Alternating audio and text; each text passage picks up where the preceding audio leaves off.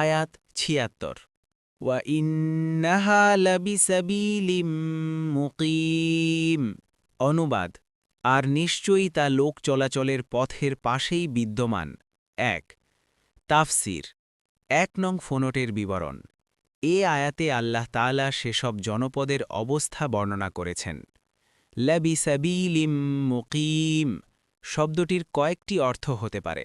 ১ মুজাহিদ ও দহ্হাক বলেন, এর অর্থ চিহ্নিত জনপদে পরিণত হয়েছে। কতাদাহ বলেন, স্পষ্ট পথে। কতাদাহ থেকে অপর বর্ণনায় এসেছে, জমিনের এক প্রান্তে।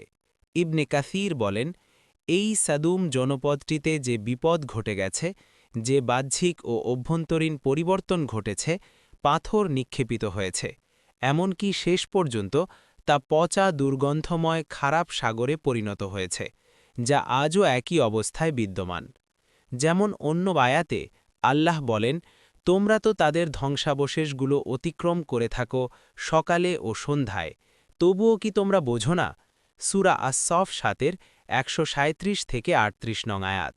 কারণ আরব থেকে সিরিয়া যাওয়ার পথে এ জনপদ অবস্থিত। আল্লাহ তাআলা আরও বলেন, এগুলোতে চক্ষুষ্মান ব্যক্তিদের জন্য আল্লাহ তাআলার অপার শক্তির বিরাট নিদর্শনাবলী রয়েছে। অন্য এক আয়াতে আল্লাহ তাআলা এসব জনপদ সম্পর্কে আরও বলেছেন যে, লাম তুসকাম মিন বাদিহিম ইল্লা কলিলা, অর্থাৎ এসব জনপদ আল্লাহের আযাবের ফলে জনশূন্য হওয়ার পর সামান্য কিছু ছাড়া বাকিগুলো পুনর্বার আবাদ হয়নি।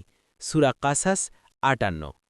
এ বিবরণ থেকে জানা যায় যে আল্লাহ তাআলা এসব জনপদ ও তাদের ঘরবাড়িকে ভবিষ্যৎ বংশধরের জন্য শিক্ষার উপকরণ করেছেন। এই কারণেই রাসূলুল্লাহ সাল্লাল্লাহু আলাইহি ওয়াসাল্লাম যখন এসব স্থান অতিক্রম করেছেন, তখন আল্লাহের ভয়ে তার মস্তক নত হয়ে গেছে এবং তিনি সওয়ারির উটকে দ্রুত হাঁকিয়ে সেসব স্থান পার হয়ে যাওয়ার চেষ্টা করেছেন। দেখুন ইবনে হিব্বান ৬১৯৯।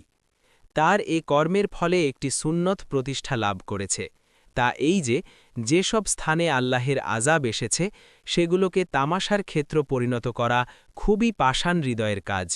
বরং সেগুলো থেকে শিক্ষা লাভ করার পন্থা এই যে সেখানে পৌঁছে আল্লাহ তাআলার অপার শক্তির কথা চিন্তা করতে হবে এবং অন্তরে তার আযাবের ভীতি সঞ্চার করতে হবে। কোরআনুল কারীমের বক্তব্য অনুযায়ী লূত আলাইহিস সালামের ধ্বংসপ্রাপ্ত জনপদসমূহ আজও আরব থেকে সিরিয়াগামী রাস্তার পার্শ্ববর্তী জর্ডানের এলাকায় সমুদ্রের উপরিভাগ থেকে যথেষ্ট নিচের দিকে একটি বিরাট এলাকা নিয়ে রয়েছে। এর একটি বিরাট পরিধিতে বিশেষ এক প্রকার পানি সাগরের আকার ধারণ করে আছে। এ পানিতে কোনো মাছ, ব্যাঙ ইত্যাদি প্রাণী জীবিত থাকতে পারে না। এজন্যেই একে মৃত সাগর এবং লূত সাগর নামে অভিহিত করা হয়। অনুসন্ধান করার পর জানা গেছে যে এতে পানির অংশ খুব কম এবং তেল জাতীয় উপাদান অধিক পরিমাণে বিদ্যমান, এবং লবণের পরিমাণও তাই। তাই এতে কোনো সামুদ্রিক প্রাণী জীবিত থাকতে পারে না। আজকাল প্রত্নতত্ত্ব বিভাগের পক্ষ থেকে এখানে কিছু সংখ্যক আবাসিক দালান কোঠা ও হোটেল নির্মাণ করা হয়েছে। আখেরাত থেকে উদাসীন বস্তুবাদী মানুষ এসব এলাকাকে পর্যটন ক্ষেত্র পরিণত করে রেখেছে। তারা নিছক তামাশা হিসেবে এসব এলাকা দেখার জন্য গমন করে। এহেন উদাসীনতার প্রতিকারার্থে কুরআনুল কারীম অবশেষে বলেছে, ইন্না ফী যালিকা লাআয়াতিল লিল মুতাওয়াসসিমিন, অর্থাৎ এসব ঘটনা ও ঘটনাস্থল প্রকৃতপক্ষে অন্তর্দৃষ্টিসম্পন্ন মুমিনদের জন্য শিক্ষাদায়ক।